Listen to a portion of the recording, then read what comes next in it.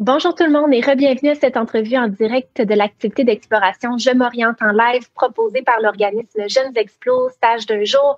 On est super content à Jeunes Expo de pouvoir vous offrir une opportunité d'exploration pour que les jeunes à la maison, vous puissiez vous éclairer par rapport à votre futur choix scolaire et professionnel. Je me présente, mon nom est Audrey-Anne Cloutier-Côté. Je suis chargée de projet à l'organisme et c'est moi aujourd'hui qui aura le privilège d'animer cette entrevue bien spéciale. Alors, sans plus perdre de temps, je vous présente notre mentor d'aujourd'hui pour la semaine thématique des sciences. Donc, Madame Ève Bérubé, qui est technicienne de laboratoire au CHU de Québec. Bonjour, Madame Bérubé. Bonjour. Bien, tout d'abord, un immense merci d'avoir accepté l'invitation aujourd'hui pour vous adresser aux jeunes et partager ainsi votre passion. C'est vraiment très apprécié. Ça me fait plaisir. D'ailleurs, est-ce que vous pouvez nous expliquer en quelques mots pourquoi est-ce que c'est important pour vous de vous adresser aux jeunes aujourd'hui et de parler de votre beau métier? Ben, j'ai des jeunes aussi qui sont en choix de carrière en ce moment, fait que je trouve ça le fun de peut-être pouvoir aider d'autres jeunes aussi à s'éclairer là-dedans, parce que je sais que c'est pas évident. Il y a tellement de métiers de nos jours, fait que s'il y en a qui sont intéressés par ce métier-là puis que je peux vous aider, ben ça va me faire plaisir de répondre à vos questions puis de vous aider. Super bien. On espère également que ça pourra aider les jeunes à la maison parce qu'effectivement, un choix scolaire et professionnel, c'est pas toujours évident. Et je tiens à mentionner pour les jeunes qui sont à l'écoute aujourd'hui, si jamais vous avez des questions spécifiques pour Madame Bérubé, simplement les écrire en commentaire sous la vidéo. Et tout au long de l'entrevue, bien, on va tenter d'y répondre avec plaisir. Donc, Madame Bérubé, pouvez-vous nous parler un peu plus de votre environnement de travail? Qu'est-ce que c'est le CHU de Québec? Le CHU de Québec, c'est un hôpital là, qui a à son actif comme plusieurs hôpitaux entre eux. Il y a comme le pavillon CHUL, il y a l'Enfant Jésus, Saint-François d'Assise, Hôtel-Dieu de Québec. Moi, physiquement, je suis au CHUL et je travaille au centre de recherche en infectiologie. Puis je travaille aussi à temps partiel pour le laboratoire de microbiologie du CHUL. Qui est là où on est bien en vogue de ce temps-ci parce que c'est nous qui testons tous les tests de COVID que les gens font. Là, à Québec, le gros du laboratoire des analyses se font ici au CHUL. Fait que je fais ça aussi.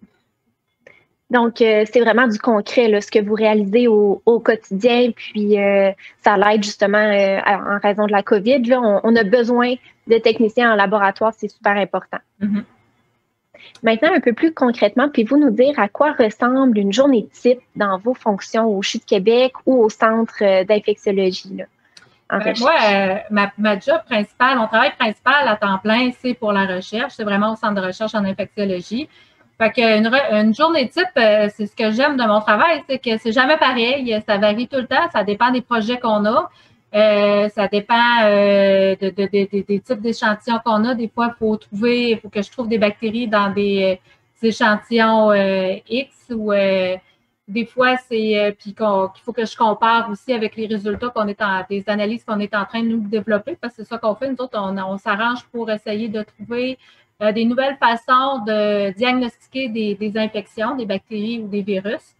Fait que souvent, il faut se comparer à ce qui se fait déjà présentement dans les labos. Fait que là, moi, j'occupe plus le poste d'essayer de trouver si ce que nous autres, on a développé, ça donne les mêmes résultats que ce qui se fait normalement dans les laboratoires.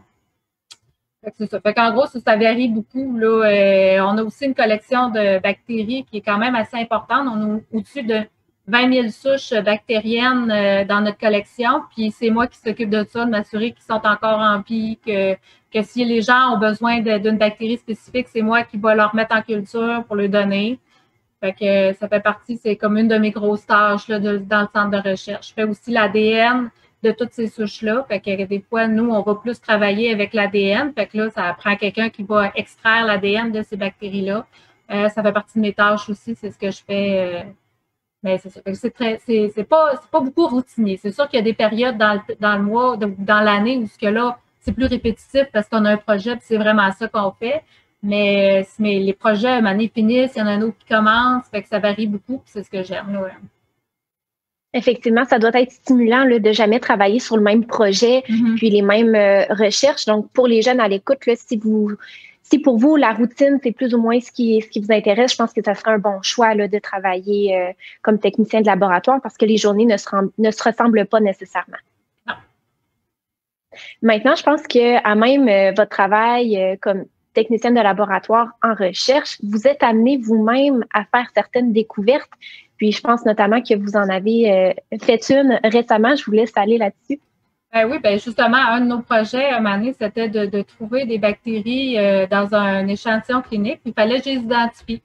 J'ai vu une bactérie que je ne reconnaissais pas. Fait que là, on l'a séquencé, cette bactérie-là. Je pense que les jeunes connaissent un peu, on entend beaucoup parler du séquençage. Le séquençage, c'est quand on va chercher, décoder l'ADN des bactéries.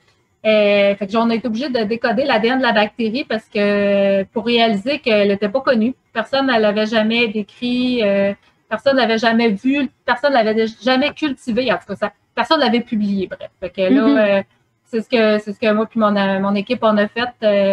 On l'a décrit, on l'a publié, puis ça elle a été publiée la semaine passée. Là, fait que c'est tout récent.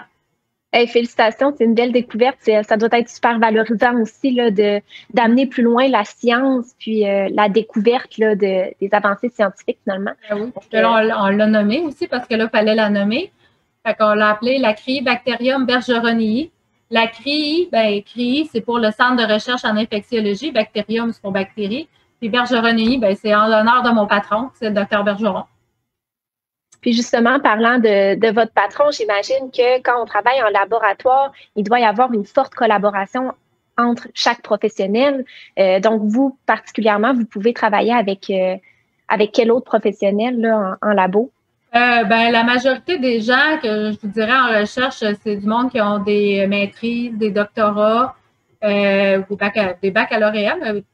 Moins un peu parce que la plupart des gens vont faire au moins une maîtrise après qu'ils ont fait le bac.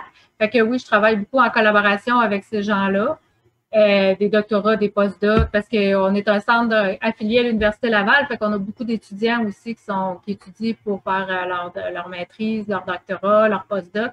Fait que ça aussi, fait qu'on a un rôle d'enseignement. On doit montrer aux étudiants, même si je suis une technicienne, oui, j'enseigne à du monde qui sont en train de faire le doctorat. Ça a l'air un peu bizarre dit de même, là, mais oui, parce qu'eux autres, ils ont vu des affaires que moi, j'ai vu des affaires plutôt qu'eux n'ont pas vues. Fait que ils connaissent bien des affaires sur la théorie des bactéries, mais les regarder puis les reconnaître, ça, ils voient moins ça à l'université. Qu'une technicienne, nous autres, dans mon cours, on le voit très bien. Là, faut qu'on soit capable, ça fait partie de nos tâches là, d'être capable de les reconnaître. Donc, oui, j'enseigne aussi à des universitaires. Mais oui, donc ça veut dire que votre expertise puis vos connaissances sont reconnues là, de la part de tout le monde qui travaille en laboratoire. Puis ça, c'est vraiment c'est beau à voir là, une forte collaboration puis un bel échange là, entre chaque personne qui travaille dans l'équipe. C'est vraiment intéressant. Maintenant, je suis curieuse de voir, je pense que vous avez préparé quelques matériels à nous présenter. Donc, peut-être si vous voulez les montrer à l'écran. Là. En fait, je vous ai montré, vous en avez sûrement déjà vu, là, c'est des bactéries qu'on voit, on en voit souvent à la TV là, quand c'est d'actualité. Fait que ça, c'est une gelo. On appelle ça une gelo. Dans le fond, c'est comme un jello dans lequel il y a des matières nutritives qui vont nourrir nos bactéries. Fait que chaque petit rond qu'on voit, là, ça, c'est des milliards et des milliards de bactéries collées une après l'autre. Fait que moi, c'est à partir de ça, mettons, que je peux décider que je vais extraire l'ADN de ces bactéries-là. En fait, cette gélose-là, c'est ça que j'ai fait, c'est ça que je vais faire avec. Là. Je vais extraire l'ADN de ces bactéries-là. Mais cette bactérie-là, il y a des géloses aussi qu'on peut avoir qui on appelle sélectives, c'est qui vont nous permettre de plus facilement reconnaître des bactéries. Quand ils sont mélangés avec d'autres bactéries, là, elle n'est pas mélangée, fait que c'est juste une couleur, mais elle pourrait être mélangée avec des bactéries rouges, mettons. Fait que dans ce temps-là, c'est plus facile de les identifier et de les reconnaître. C'est sûr qu'en recherche, je sais tout le temps pas mal avec quelles bactéries je travaille, mais quand on travaille pour le laboratoire de l'hôpital, là, c'est le contraire. Là. On peut les identifier rapidement pour aider les médecins à traiter les patients qui sont pris avec ces bactéries-là. Là. Je me demande aussi, ça me fait penser, quand on est patient à l'hôpital, des fois, en fait, souvent, il y a des prises de sang. Est-ce que vous faites aussi l'analyse sanguine? Oui. C'est ça, les prises de sang, dépendamment des analyses qui sont demandées, ça va aller dans différents laboratoires. moi, quand je travaille pour l'hôpital, je travaille pour un laboratoire de microbiologie. Fait que c'est sûr, c'est que si c'est une prise de sang, mais ça va être parce qu'on suspecte une septicémie, donc une infection des bactéries dans le sang. Fait que là, oui, je peux faire partie de ceux-là qui vont analyser le sang de ces patients-là. Ou quand vous avez mal à la gorge, puis on cherche le streptocoque. Oui, on fait pousser le streptocoque pour être capable de le reconnaître, puis faire un antibiogramme. Des fois, quand les traitements aux antibiotiques qui sont donnés ne sont pas efficaces, des fois, c'est parce que la bactérie est résistante. Fait que là, il faut faire des antibiogrammes. Fait que oui, ça fait partie des tâches qu'on fait. Bien, merci pour ces exemples-là. Vraiment, on s'aperçoit que votre travail est super concret. Puis, l'expertise que vous développez là, pour justement faire les analyses, les tests et tout, il y a la question de Charlotte qui est en lien avec ça. En fait, quelle est la formation nécessaire là, pour devenir technicienne de laboratoire? Moi, j'ai fait un cours de technicienne de laboratoire biomédical, je pense que ça a changé de nom. Je pense que c'est biomédical à cette heure que ça s'appelle. C'est au Cégep de Sainte-Foy. Ils le donnent encore parce qu'on a encore des stagiaires qui viennent faire leur cours dans les laboratoires de l'hôpital. Ils viennent faire leur expertise dans nos labos. Puis moi, quand je les vois, j'en profite pour leur faire visiter le laboratoire de recherche aussi parce que la plupart des jeunes sont intéressés aussi à voir que ça peut être une possibilité aussi pour eux autres de travailler en recherche parce que c'est sûr que quand tu fais le cours de technicien de laboratoire, le but principal, c'est de travailler dans les hôpitaux, dans les laboratoires d'hôpitaux. Puis on voit plein de départements. Là, on voit comme la microbiologie, là où moi, je restais beaucoup accrochée. Il y a la biochimie, il y a l'hématologie. L'hématologie, c'est le sang. La biochimie, c'est plus le glucose, mettons, pour les diabétiques dans le sang. Après ça, il y a la pathologie, là où c'est pas tout le monde qui veut faire ça, mais c'est faire des autopsies. Ça, c'est fait tout souvent en collaboration avec une technicienne. C'est un pathologiste qui est là avec une technicienne qui va aider le pathologiste dans le fond à faire l'autopsie. Fait que c'est des domaines qui peuvent être qui peuvent être faits par les gens qui ont fait un DEC en laboratoire médical. Donc, selon nos intérêts et tout, ben, c'est possible là, de se faire une expertise en quelque sorte là, dans une branche scientifique plus qu'un autre. Puis ces branches-là, bien c'est possible de les explorer déjà à même la formation là, au collégial, de ce que je comprends, déjà dans la technique. Pour devenir technicien de laboratoire, c'est possible de toucher un peu là, à ces différents secteurs-là. Dans le cours, on les voit toutes. Fait que là, après ça, ça va souvent dépendre, en tout cas, de ce qui a été mon cas. C'est sûr que la micro, c'est quelque chose que moi, il m'intéressait, mais la patho m'intéressait beaucoup aussi. Les autopsies, c'est quelque chose que j'aurais pas détesté faire. Mais la vie m'a emmené à travailler plus en micro. Puis là, ben, c'est sûr que là, j'avais plus de 20 ans de carrière. Je suis vraiment spécialisée là-dedans. Là, j'aurais fallu, il faudrait que je regarde mes livres si je voudrais m'en aller en patho. Mais j'ai encore la possibilité de le faire si je veux le faire un jour. Puis ce qui est plaisant, c'est qu'une technique au collégial, ben, c'est de courte durée. Donc, une fois que les jeunes ont terminé leur diplôme d'études secondaires, ils font leur demande d'admission au collégial pour rentrer dans la technique. Et ça, si je ne me trompe pas, c'est une technique de 3 ans. Oui, c'est ça. Exactement. Puis ensuite, ben, ça permet là, d'accéder tout de suite au marché du travail, puis d'avoir un emploi en laboratoire, quelque chose de super concret. Et si je ne me trompe pas également, je pense qu'il y a quand même beaucoup de demandes pour ce métier-là sur le marché de l'emploi. C'est facile de se trouver un emploi quand on est finissant? Bien, ça dépend des années. Je pense que de ce temps-ci, c'est des bonnes années, surtout avec la COVID. Ça a ouvert beaucoup de postes, même que je pense qu'ils sont engagés avant de finir le cégep, là, tellement qu'ils sont en demande. Là. Mais c'est sûr qu'il y a des années creuses. Là, comme moi, quand je suis rentrée dans le marché, tout le monde, les postes étaient tous comblés. Il y en avait, c'est pour ça que je me suis ramassée en recherche. Dans le fond, c'est parce que je suis pas arrivée à me placer dans les hôpitaux. Puis en recherche, il y avait besoin. Fait que là, je suis rentrée comme en recherche. Puis là, je suis retournée par après travailler dans les hôpitaux parce que ça m'aide pour mon travail en recherche. Puis j'aimais vraiment ça aussi. Fait que là, si jamais on ne sait pas ce que l'avenir nous réserve, si jamais la recherche, ça va un peu moins bien, parce que la recherche, c'est ça qui est un peu le côté négatif, c'est qu'on marche à contrat. Fait que si mon chercheur, il y a des subventions, ben je travaille. Mais s'il arrête d'avoir des subventions, ben je perds mon emploi. Fait que là, le fait de travailler aussi à l'hôpital, ben, ça me donne une garantie que si jamais en recherche, c'est plus possible de travailler là, ben, j'ai au moins une possibilité de travailler pour les hôpitaux là, par après si je suis rendue là dans ma vie. On va voir ce que la vie nous réserve. Je comprends. Puis, un autre secteur d'emploi possible quand on a notre diplôme là, comme technicien de laboratoire, est-ce qu'on peut travailler dans les écoles secondaires, justement, dans les cours de sciences? Est-ce que ça, c'est une possibilité aussi? Ben, je crois que oui, mais je pourrais pas répondre. Je pense que oui, il y a des gens qui sont, qu'il y a des techniciens de laboratoire. On a les compétences pour le faire. Là. Est-ce que les écoles engagent, quelle sorte de profil les autres recherchent quand ils engagent quelqu'un? Je pourrais pas dire, j'ai pas exploité ça, là, mais oui, on a les compétences pour le faire, là, parce que c'est la base, là, ce qui monte dans les écoles secondaires. Fait que oui, on est capable de faire ça. Puis il y a les Pensez-vous que...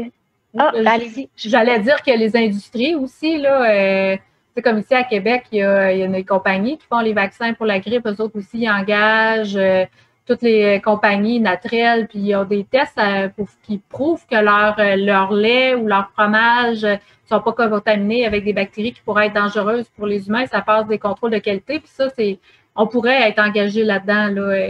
Il n'y a pas juste les hôpitaux. Là. C'est le gros employeur, mais il n'y a pas juste eux autres. Ben, c'est bien de le spécifier également parce qu'on peut associer automatiquement le métier de technicien de laboratoire aux hôpitaux, aux grands laboratoires, mais effectivement, là, que ce soit dans le secteur alimentaire, cosmétique, peu importe, il y en embauche aussi parce que ça prend quand même des scientifiques là, pour faire l'analyse de tout ça. Puis, je vais enchaîner directement avec une question de Charlotte ici qui se demande, est-ce que c'est un travail plus d'équipe ou c'est un travail solitaire, travailler comme technicien de laboratoire? Bien, je te dirais les deux. Parce que oui, tu vas faire ta tâche à faire, puis tu vas la faire toute seule. Mais si tu n'arrives pas à la fin de ta journée ou que tu as besoin d'aide, bien là, oui, tu as ton équipe qui va venir t'aider. Toujours là-dedans. Je dirais qu'en recherche, c'est un peu, en ce qui me concerne, moi, mon travail en recherche est plus solitaire parce que je suis comme la seule technicienne dans mon équipe. Puis, mais j'ai des gens, mais il a fallu que je forme les gens qui viennent m'aider parce que les autres n'étaient pas formés pour faire ça. Il a fallu que je les forme quand je veux prendre des vacances ou des affaires de même.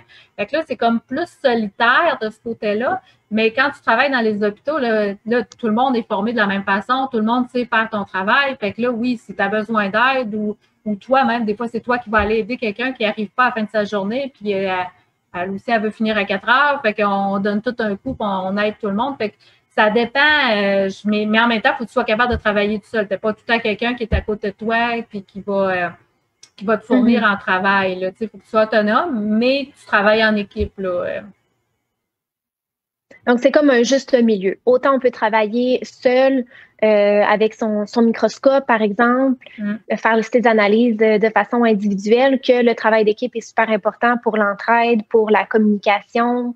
Donc, des fois, on se pose des questions. Là, on regarde un échantillon, puis on se dit, bon, qu'est-ce que je fais avec ça? Je la travaille. Tu sais, est-ce que c'est pathogène, cette bactérie-là? Est-ce qu'elle n'est pas pathogène? Tu demandes conseil à tes collègues, là, tu ferais quoi, toi, là-dedans? Puis, fait que, il y a une entraide, là, c'est amical. Moi, ce que je trouve comme milieu de travail, c'est très amical, là. Sinon, moi, je me questionne par rapport au risque du métier parce que veux pas, vous travaillez quand même avec des bactéries infectieuses, puis j'imagine que ça occasionne certains risques aussi au travail. Oui, c'est sûr que c'est un risque, mais en même temps, on est formé pour apprendre à travailler avec ça. Fait que c'est pas ce que moi, c'est pas tant dangereux si tu travailles bien, tu respectes les normes et les règlements qui sont obligatoires de toute façon. Il faut respecter ces affaires-là. Puis dans les laboratoires, il y a différents niveaux de laboratoire. Nous autres, on est à un niveau de laboratoire niveau 2. Fait qu'on travaille des bactéries qui sont pathogènes, mais pas, comme on n'aurait pas le droit de cultiver le COVID. Le COVID, c'est comme trop dangereux. On n'a pas le droit de le cultiver. Okay. Ça fait un laboratoire de niveau 3. Fait que tu sais, puis là encore, là, quand tu es dans un laboratoire de niveau 3, oui, on pourrait travailler dans un laboratoire de niveau 3, mais là, tu as un équipement supplémentaire qui vient te protéger toi en tant qu'individu. C'est jamais fait pour que, tu sais, personne qui veut qu'on tombe malade parce qu'ils ont besoin de nous autres. Fait que nous autres aussi, on ne veut pas tomber malade, on ne veut pas rendre notre famille malade. Fait que personnellement, je n'ai jamais eu d'accident de travail. Je n'ai jamais tombé malade à cause de ce à quoi je travaille. Puis, selon vous, quelles seraient les qualités requises pour exercer comme technicien de laboratoire? Je pense qu'il faut être curieux, il faut aimer c'est pas une job de bureau. Tu sais, c'est quelqu'un qui veut avoir une job le plus assis devant un bureau.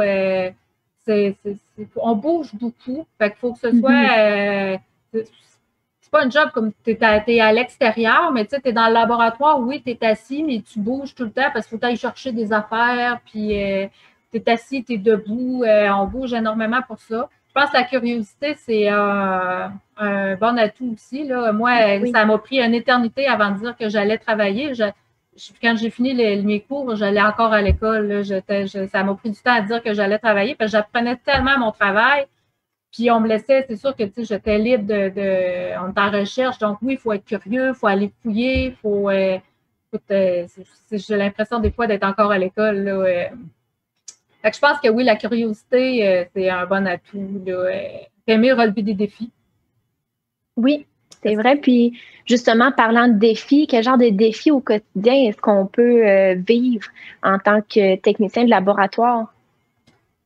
Les défis, c'est de trouver la bactérie pathogène ou la bactérie qu'on cherche dans un échantillon quelconque. Moi, je suis plus avec les échantillons qui viennent du corps humain. Fait que oui, je travaille avec des expectorations, des selles. Oui, ça arrive en recherche. J'ai eu pendant 10 ans de temps des projets de recherche où il fallait qu'on travaille dans les selles. Ça ne sent pas tout le temps bon. C'est une réalité. Oui, ça fait partie, mais là, c'est comme la mode de ce temps-ci, de découvrir les bactéries, parce que là, on se rend compte que les bactéries dans les selles, la plupart sont très gentilles, ils sont bonnes, ils sont très bénéfiques pour les humains. Fait qu'il y a beaucoup de recherches qui se font là-dessus, mais oui, ça implique qu'il faut travailler avec les selles. Fait que c'est de trouver moi, ce que j'aime, c'est que si je cherche quelque chose, une bactérie spécifique, puis je la trouve, moi, écoute, ça fait mon bonheur. Je sais qu'il y a plein de monde qui ont essayé de la trouver, puis ne l'ont pas trouvée, puis que moi, je la trouve, là, je suis contente. Oui, ça doit être vraiment valorisant, là. Oui. Puis, par rapport à votre cheminement plus personnel, quand vous étiez justement au secondaire, est-ce que c'était un chemin tracé vers ça, les laboratoires, ou ça a été, comment ça s'est passé pour vous? Écoutez, je suis un peu comme la plupart des jeunes à cet âge-là. J'avais aucune idée quoi faire. Moi, après le cégep, je m'étais inscrite en sciences pures parce que j'avais aucune idée dans quoi aller. Donc, je me suis dit, je vais faire ce qu'il y a de plus gros comme cours. Comme ça va m'ouvrir toutes les portes pour quand je vais enfin me décider. Puis finalement, rendu là, sur un coup de tête, je me suis inscrite à un cours, à ce cours-là. J'ai coulé un examen de chimie. Je m'étais dit, si je cours cet examen-là, je m'en vais, je lâche les sciences pures, puis je m'en vais ailleurs. Puis un coup de tête, j'ai décidé que je m'en allais là-dedans. Puis finalement, j'ai fait full chimie. Puis ça a bien été dans ce cours-là. Mais c'est ça, c'est un coup de tête. Puis ça a donné que j'ai full aimé ça. Et c'est quand même dans le domaine des sciences, veut pas. Donc, effectivement, quelqu'un qui trouve que les sciences nature, pour s'ouvrir le plus de portes possible, bien, des fois, trop d'options, c'est comme pas assez. Donc, peut-être que l'aspect plus technique, concret que vous avez vécu là, dans la technique de laboratoire, bien, c'est peut-être ça qui vous a accroché aussi. Puis, ça peut accrocher aussi beaucoup de jeunes là, présentement à l'écoute, d'aller vers une formation plus concrète. Puis, c'est ça qui est pertinent avec les techniques aujourd'hui, c'est que déjà, ça vous donne une excellente idée de ce que ça va être votre réalité là, une fois rendu sur le marché du travail. Et puis, je pense qu'après, vous avez quand même poursuivi vers le certificat. Je vous laisse y aller. Oui, dans le cours de laboratoire médical, il donne une formation sur la biologie moléculaire, ce que moi, quand j'ai fait mon cours, il n'y avait pas, mais je le savais que c'était l'avenir, je le savais qu'on s'en allait là-dedans. Ça commençait à rentrer dans les laboratoires d'hôpitaux, cette technologie-là. Là, à cette heure, c'est la grande majorité là, des analyses sont faites avec ça, dont la COVID. C'est analysé par des méthodes de biologie moléculaire, c'est les PCR. Fait que moi, j'ai fait un certificat en biologie moléculaire justement pour aller me chercher comme ce plus-là, parce que j'avais de la misère à me trouver un emploi, je ne m'étais pas trouvé d'emploi, fait que je m'étais dit, je vais poursuivre mes études. Fait que j'ai fait ce cours-là. Mais c'est un peu grâce à ce cours-là que je suis rentrée en recherche aussi. Je ne suis pas certaine que j'aurais réussi à rentrer si je n'aurais pas eu ce cours-là. Parce qu'eux autres, la biologie moléculaire, pour eux autres, c'était une partie importante de leur travail. Fait que le fait que j'ai eu une formation là-dedans, mais ils savaient que j'arrivais pas de nowhere, que j'avais déjà une base là-dessus. Fait que, Donc, ça aussi, c'est un avenue possible là, pour les jeunes. Une fois avoir terminé sa technique en laboratoire, s'ils veulent pousser plus loin leur expertise et leur connaissance, ben, c'est possible de demander une admission à l'université dans un programme scientifique, soit au baccalauréat ou un certificat. C'est une avenue également qui peut être intéressante là, pour les jeunes. Oui, ils peuvent faire un bac en micro, en biochimie. Il y a plein de bacs là, qui peuvent être possibles suite au DEC. S'ils ont vraiment aimé quelque chose de spécifique là, dans le DEC, là, oui, ils peuvent aller explorer plus loin. Maintenant, je me questionne pour les jeunes à la maison qui auraient déjà une passion ou que leur cours préféré, c'est les sciences, c'est la physique, c'est la chimie au secondaire. Est-ce que déjà ces cours-là au secondaire, ça donne une bonne idée de l'avenir là, en laboratoire? Est-ce que c'est représentatif si déjà les jeunes ont cette étincelle-là déjà dans les cours de sciences? Oui. Moi, c'est même si j'avais fini par échouer un cours en chimie, j'aimais ça au secondaire. J'aimais vraiment ça. Puis moi, la biologie, le corps humain, c'est quelque chose que j'aimais. Je savais que j'allais aller dans le domaine médical. Je savais pas encore trop quoi, mais je savais que j'allais m'enligner là-dedans. Fait que oui, effectivement. Plus la chimie, je dirais que la physique. La physique, c'est comme plus côté ingénieur là, que ça va plus toucher. Là. Mais oui. Si c'est des matières que vous aimez faire des expériences, parce que les rapports d'expérience qu'ils vont faire au secondaire avec le but, matériel et méthode, les résultats et la conclusion, je fais encore ça.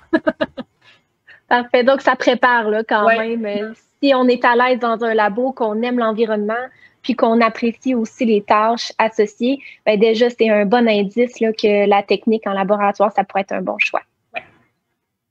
Maintenant, en terminant, parce que c'est déjà tout le temps qu'on avait pour l'entrevue, ça a passé super vite. Auriez-vous quelques conseils, recommandations pour les jeunes à la maison qui nous écoutent? Ah, mon Dieu, je sais pas. J'espère que vous allez trouver la voie que vous avez besoin, mais que vous allez aimer plutôt votre passion. Mais j'aimerais vous dire même si vous décidez de prendre une branche puis que vous réalisez que vous n'aimez pas ça,